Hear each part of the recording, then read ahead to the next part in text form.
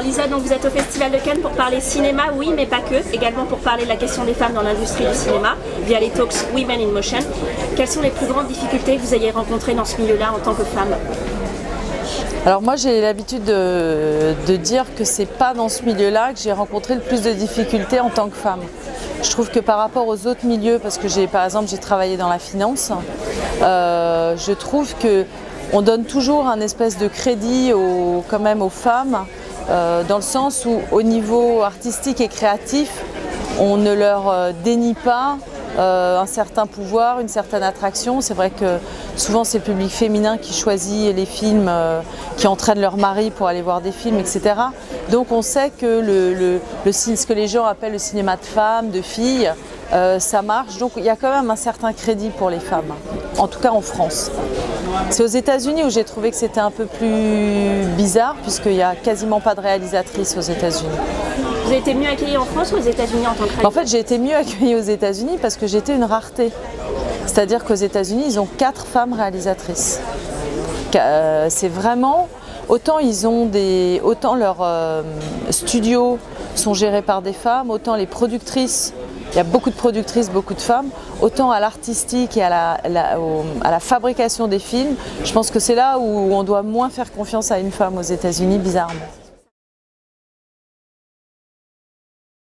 Ça passe par les séries télé, on parle de Lena Dunham, Mindy Kaling, Shonda Rhimes. À votre avis, pourquoi la série télé, c'est plus facile, c'est une porte d'entrée un peu plus facile? C'est-à-dire que, en fait, le cinéma, on n'interdit pas aux femmes de faire du cinéma. En revanche, on va leur allouer moins de budget que si c'était des films à thématique masculine, d'hommes, enfin dits d'hommes, masculines, pour des hommes, encore plus des hommes connus, etc. Je pense qu'on peut démarrer une série télé avec beaucoup moins de moyens. Et donc c'est là où les femmes peuvent peut-être récupérer le plus d'argent. Maintenant c'est vrai que Lena Dunham, avant elle, de qui on parlait quoi. Il faut toujours une pionnière en fait. Et pour moi c'est vraiment elle la pionnière aux États-Unis dans nos années. Il y a eu d'autres pionnières comme Diane Keaton, Susan Sarandon, qui sont des femmes. Et là Meryl Streep. Bon, là c'est autre chose, mais en tant que réalisatrice, vraiment, elle a fait beaucoup de bien à la profession, je pense. Vous avez déjà pensé à la série télévisée? J'y pense depuis des années et des années. Et au début, on me regardait, j'y suis allée il y a 15 ans avec une série télé, voir France Télévisions, je crois, ou TF1, je sais plus. Et on me disait non, mais ça ne marchera jamais, le 52 minutes, c'est pas un programme pour les Français, etc., etc. Bon, quand je vois ce qui se passe aujourd'hui, ça me fait rigoler.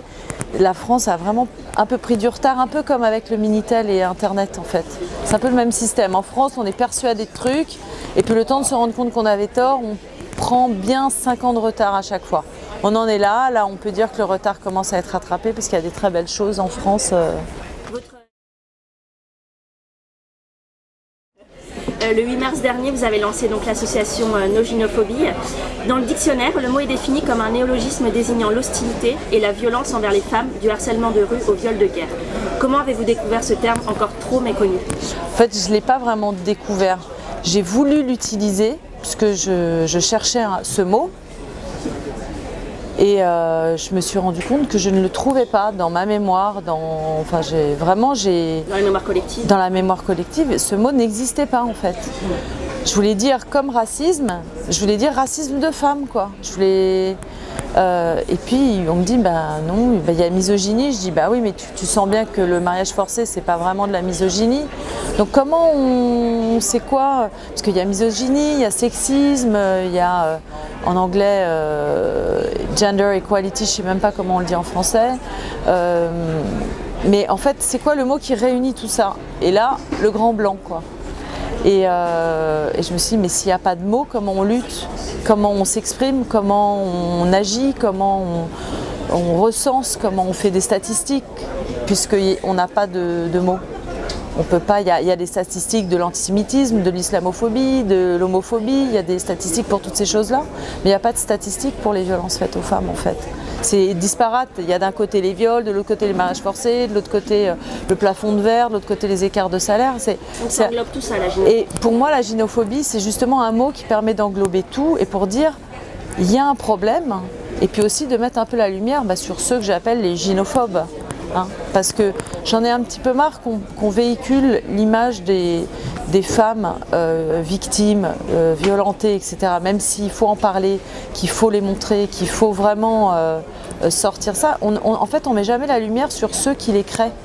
Et le mot gynophobie permet de réorienter juste le regard vers ceux qui créent les violences. Et comment d'où est venu le déclic pour créer cette association le 8 mars? En fait, moi depuis que je suis toute petite, je me dis mais la situation entre les hommes et les femmes va bien évoluer un jour. Donc au début, je me disais bon, ça va évoluer. Après je me disais bon, quelqu'un va le faire. Et puis on va bien s'en sortir, etc. Et puis on est en 2016 et ça a effroyablement reculé en fait. La vérité c'est ça.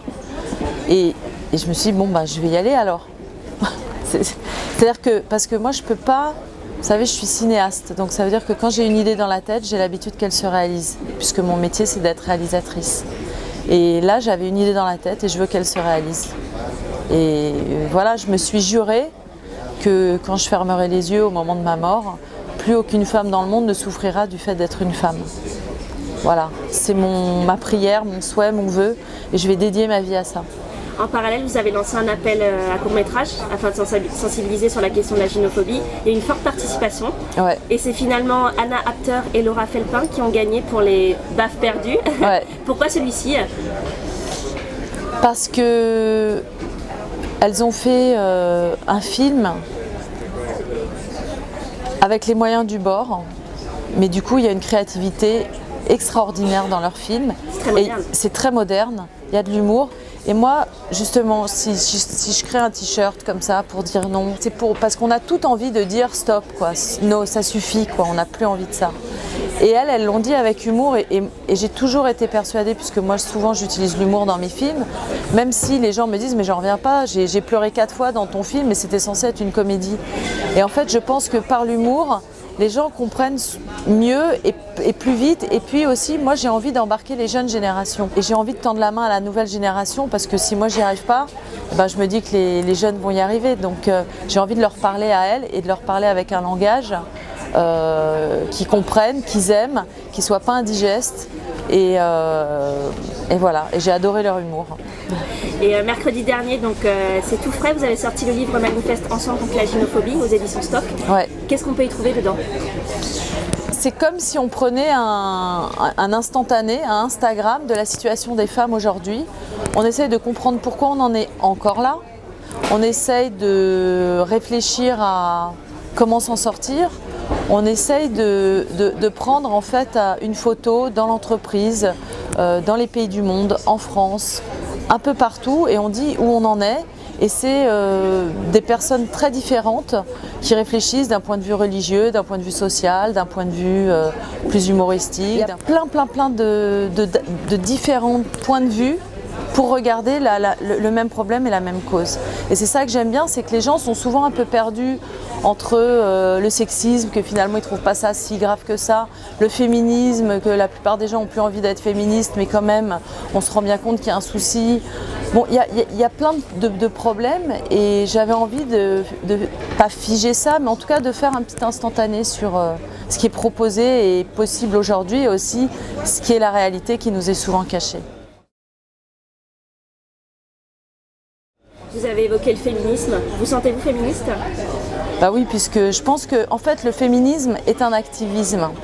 Mais moi, si j'ai créé ce terme de gynophobie et cette association, c'est parce que justement, je veux englober aussi tous ceux qui n'ont pas envie d'être activistes. Je le comprends. Les hommes n'ont pas spécialement envie d'être des féministes, même s'ils adorent les femmes et ils embrassent la cause des femmes.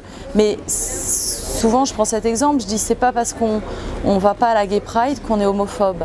Et moi, je voulais m'adresser en fait à cette population un peu non engagée, mais vraiment à côté et pour la cause des femmes, mais qui n'a pas forcément envie de prendre la parole. Mais en tout cas, j'avais besoin de créer un mot qui permette de délimiter en gros les méchants des gentils.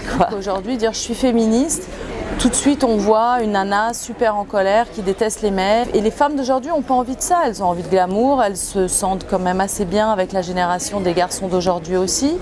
Je veux dire, il y a quand même eu beaucoup de progrès. Moi, je vais à la génération de mes filles. C'est vrai qu'elles ont des rapports avec les garçons de leur génération. Les garçons de la génération de mes enfants, ils ont été habitués à être élevés une semaine sur deux par leur père, à débarrasser à table. Enfin, bon, ça a changé quand même beaucoup de choses. Toute cette nouvelle famille recomposée, cette manière de vivre l'intime. Donc, voilà, je pense que la jeune génération avait aussi besoin d'un nouveau mot.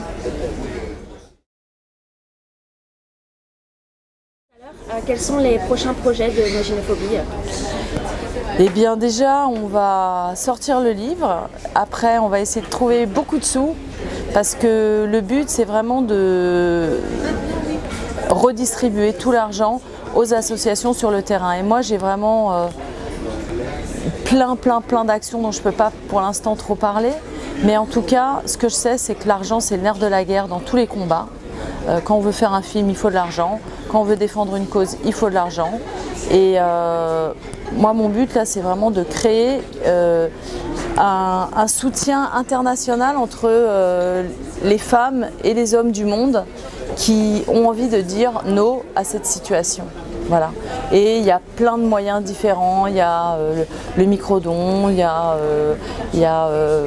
de pouvoir donner à des associations, il y a le Fonds des femmes qui s'est créé avec lequel je vais aussi m'associer. Il y a plein de choses qui sont en train de se créer et je pense vraiment que les femmes doivent s'organiser ensemble pour pouvoir justement devenir une puissance. On est 50% de l'humanité, quoi. Il serait temps d'agir. Il serait temps d'agir, mais pour agir, il faut être ensemble. Voilà. Vous avez réagi comment aux révélations concernant Denis Baupin ? Écoutez, j'ai réagi très bien parce qu'il a eu l'élégance, ce monsieur, de faire ça le jour où démarrait la promo de mon livre. Donc là où j'aurais été très moyennement invitée ou peu invitée ou pas invitée, tout à coup, j'étais sous le feu de l'actualité. Et c'est pas le premier, c'est pas le dernier. Je le regrette, je pleure, j'enrage même. Mais moi, j'aime pas les lynchages médiatiques et vraiment la France est spécialiste de ça. Donc je ne vais pas en rajouter là-dessus. Beaucoup de choses ont été dites. En fait, je ne m'y connais pas assez en tout. Évidemment, c'est intolérable. Moi, ce que je constate, c'est que pour plein de gens, finalement, ils se disent « Oh là là, mais du coup, on ne pourra plus jamais draguer les filles, c'est quoi le problème ?» etc. Et les gens ne se rendent pas compte de la violence que c'est quand on subit du harcèlement sexuel et du harcèlement tout court d'ailleurs, parce qu'il y a aussi le harcèlement moral, surtout avec un patron. C'est extrêmement mal légiféré en France et surtout les lois ne sont pas appliquées. Et les hommes de pouvoir ont des situations d'impunité telles qu'ils en abusent et surabusent tout le temps. Et ça vraiment stop. Et je pense que je ne sais pas pourquoi c'est tombé sur lui, parce que ça aurait pu tomber sur quelqu'un d'autre, il y en a eu plein avant lui. Et là, tout à coup, la parole des femmes se libère. Et moi, c'est ça qui m'intéresse. Et je voudrais vraiment que les gens comprennent que ce terrorisme intime, au travail, à la maison, avec les violences conjugales, dans la rue et dans l'espace public, ce terrorisme intime qu'on vit au quotidien, ça mène inéluctablement, et on en a la preuve, au terrorisme mondial. Et qu'il ne faut pas se dire c'est les problèmes de bonnes femmes, comme dirait Pierre Lelouch, et on réglera ça quand le monde ira bien.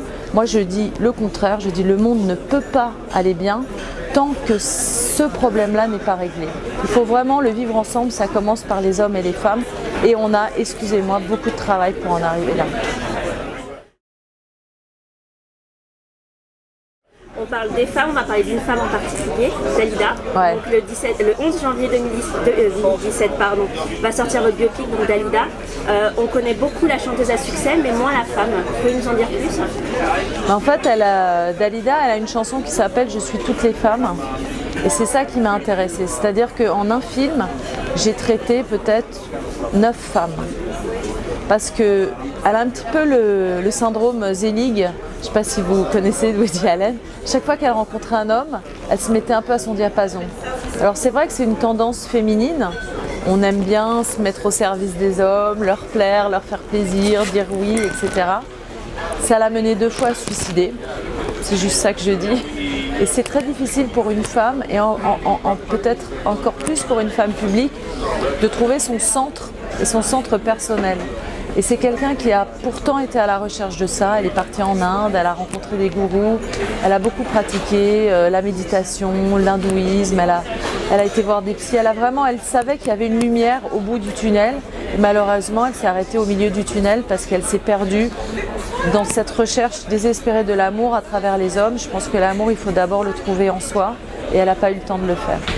Il y a d'autres femmes comme Dalida qui vous inspirent et que vous aimeriez porter à l'écran? Moi, je suis fascinée par Susan Sarandon et Meryl Streep. C'est mes chouchoutes. J'adore Jodie Foster aussi. Je sais qu'elle est à Cannes.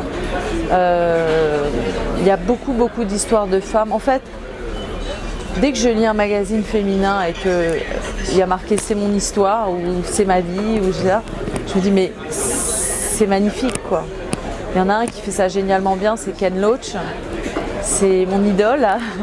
Et j'adorerais faire du Ken Loach sur les femmes tout le temps. Et voilà, et c'est ce que j'essaye de faire. Alors c'est vrai que, comme j'ai envie que les messages peut-être passent de manière plus soft, je le fais sur le ton de la comédie.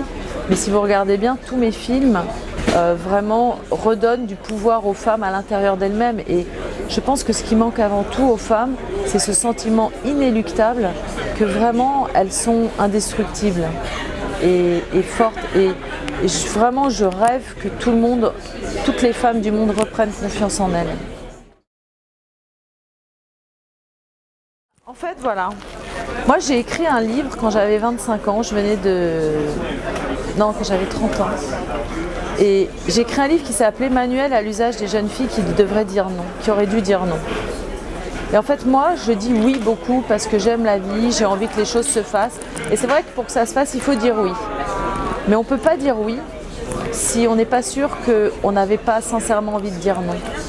Voilà. C'est vraiment important pour les femmes d'apprendre à dire non. Voilà. Et comme ça, le oui, il sera vraiment oui. Merci Lisa. Merci beaucoup.